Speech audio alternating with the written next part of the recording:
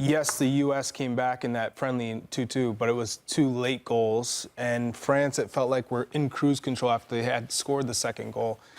I think Thierry Henry's going to have them motivated to try and come out and score that early goal. For the U.S., it's important that they stay, compact. They don't give up much space. And I think you're going to try and play almost on the counter through Kevin Paredes, who is got the most pace on this team. You think or you know Thierry's going to have them motivated? I think that goes without saying. I would bet that Thierry Henry has showed them that breakdown, the team breakdown over and over again. And that is something that maybe in a way hurts the U.S. that the game ended that way, because that's not a way that anyone wants to drop a result. That was a win that they saw turn into a draw. Alexis, I'm curious what you think about where in this competition the U.S. are now facing France. Does it benefit them a little bit to face them first? Absolutely not. Absolutely not. I mean, look, you're going to have to face them no matter when, but I don't think I don't think there's a benefit to facing them first, in particular because this is their home country. They're playing in front of their home fans. They're going to want to show up and show off, and show out, I should say. So, I don't think it matters when you play France. France is an incredibly talented team and incredibly stacked. And for Marko Mitrovic, I'm sure he wants to, show the U.S. fans that the debacle that happened at Copa America is not the future, is not the form that we're going to continue to be in. I think it's going to be difficult to prove that against France. It's a gift and a curse because, one, you came back to get that result against France in the friendlies. So it gives the team hope that, hey, we can compete with these guys. The curse is now France is aware of how the U.S. plays and how they came back. And so you can't sleep in this game. You got to be But that on the goes front both foot. ways, though. Then the U.S. should be aware of how France plays, and then they should be able to use that to their advantage. I understand France are at home. The fans are going to be there, yes, the hosting nation. Well, if you want to play football at the highest level, you've got to be able to perform in hostile environments. That's what the top players and the best players do. They go in the most hostile environments. You've got to get that out of your mindset. All of that comes, again, for me, from how coaches and managers want to coach and manage their team, how they want them to have the mindset to go out there. This there should be a challenge that they should embrace to say, you want to go and play in the top teams in the world, you want to play in Champions League, this is what these top players have to do. These players that you've idolized have had to probably play in 2 times worse hostile environments than this.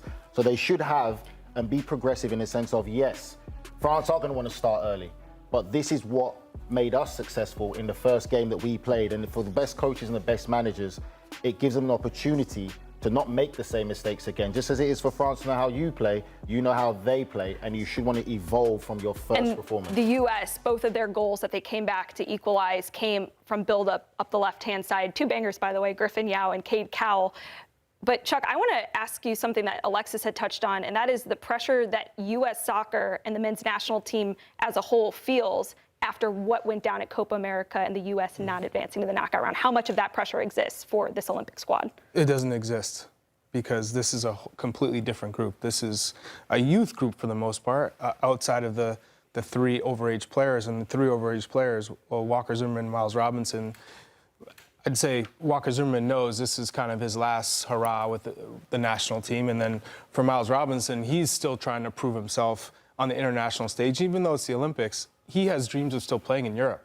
So I think for Miles Robinson, you're trying to make a statement and show that, hey, we got to work together to make sure that we're not conceding in any fashion. And Georgi Mihailovic tested himself in Europe in the Dutch Eredivisie, but obviously things didn't go as well as he would have liked at AZ. So this is still a chance for him to show his quality. So this is a group that has to kind of create their own destiny, and they have to put the debacle at Copa America out of their mind, because this is their opportunity to prove to themselves and to the world that they can play. Yeah, but there shouldn't be any Copa America in their mindset at all. I'm with Charlie. That has nothing to do with this group. This group is in a different competition. It's the Olympics. Go out there and perform. Every game counts. So many people will be there, scouts, European scouts. People will be watching. It's all eyes on you. The stage is there. Now go and own the stage. Opportunity is a big word in this group, mostly comprised of U23 players outside of the 3 overage players. Here's a look, by the way, at how the U.S. lined up in that friendly match back in March. And then we're going to show you a projected 11 for today. When you look at this group and looking back on the highlights from that matchup earlier in the year, Chuck, what stood out the most about this group right here? So in terms of this particular group against that French team, they created a lot of chances from the wide areas and whipping crosses in. And Duncan McGuire found himself alone in the box, or 1v1 in the box, which is exactly where you want to be as a striker. One center back, and it's on you with your movement in the box. And they had some great chances early on in this game. I was kind of surprised at how much space there was in certain areas of the field, and that's because France plays so expansive. Thierry Henry has his center backs split wide from opposite ends of the 18, and then the outside backs are pushed high. So those are areas that you can operate in, and if you take advantage of it, you're going to get your chances. That's the problem with this French team is they are so open and vulnerable that if they do make a bad pass or there is a bad turnover, you have a great opportunity on goal. So they're going to create their chances. That's going to happen. But you need to make sure that when you do get your 1, 2, 3 chances, convert. And so Kevin Paredes had a good match in this game, and Tanya Tessman was really strong throughout the match. So especially as he grew into the game, getting on the ball and finding Kevin Paredes and Aronson in those wide areas. Okay, 4 changes now on the projected 11 for the match today, and no surprise that we see the 3 overage players really in the spine of this group. Georgi Mihailovic in the midfield, and then Walker Zimmerman and Miles Robinson in the 2 center back spots. Nige, how important is the leadership of those 3 guys for this group in match 1 in this competition? Very important. You're playing a French side that's athletic, technically gifted, and also football intelligent. Zimmerman and Robinson are the key in the sense of defensive responsibility with making sure that they're organised. When you play France, the biggest thing for me in France is Tessman and Boucher. You have to dominate the midfield area. If you do not dominate the midfield area of France, you're going to be in all sorts of problems. And just to add to what Charlie said, he's 100% right in how France want to play expansive football. So for Paredes and Aronson, they have to be direct. When they get the ball, they have to be willing to engage and take fullbacks on. Like we've seen in the Euros with Lamine and Nicholas Jackson, how they've actually gone back to old school. Now we're seeing wingers take fullbacks on. That's what they have to do. And then for Maguire, it's literally just running down the sides. If you're going to be compact and organised, and when you win the ball, Maguire needs to be on the side of the ball to run down the sides. It could be a simple long ball to him. He holds it up till the team can get up and support and have an end product. Yeah, no, it's well said, Nige. And when we take a look now at this France squad and some of the threats that they pose, we've got a projected lineup for France today in this game. And you see some big names there as well. Lacazette, Alexis, is one that I know we were talking about earlier. How can he affect this back line for the U.S.? I mean, he's incredibly smart. He's got age and wisdom behind him. He may not be the fastest guy. He may not have legs for 90 minutes, but he's really, really smart. Obviously going to be the leader. I'm also looking at Mateta, just a player who took a complete next step under Ollie Glasner. Just someone who, especially at home, was scoring buckets. And you got Olise there. This is going to be a dangerous squad. That's the 3 you have to control, and that's why I say the importance of Zimmerman and Niles Robinson there, because that 3 are going to be the most influential players in this French national team because of the age, the experience that they've had, and the quality that you've got. Olise is one of the players I would probably have to say you have to keep him quiet. He's on sensational form from the back end of the season for Crystal Palace. Finally got his move now to Bayern Munich. He's going to want to play with a point to prove.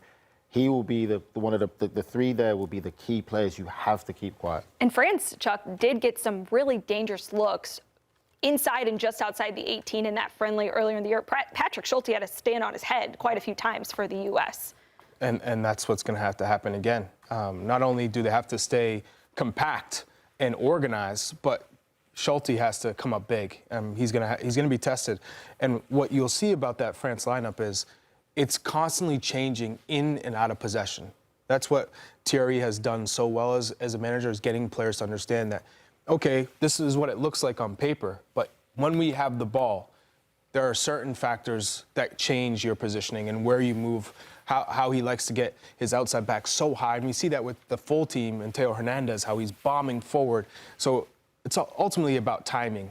If you can put enough pressure on that midfielder to get him to cough it up, which we've seen in friendlies, the U.S. will have their opportunities. And so when I look at players who stands the biggest chance to have a massive improvement with their value, and then you look at the first team, Duncan McGuire, right, the number 9 with the U.S. men's national team. Yeah, Balogun had showed well in the Copa America, but McGuire stands the biggest chance to improve his value and then get his move, because the championship move that he had, if it broke down, if he shows well, yeah.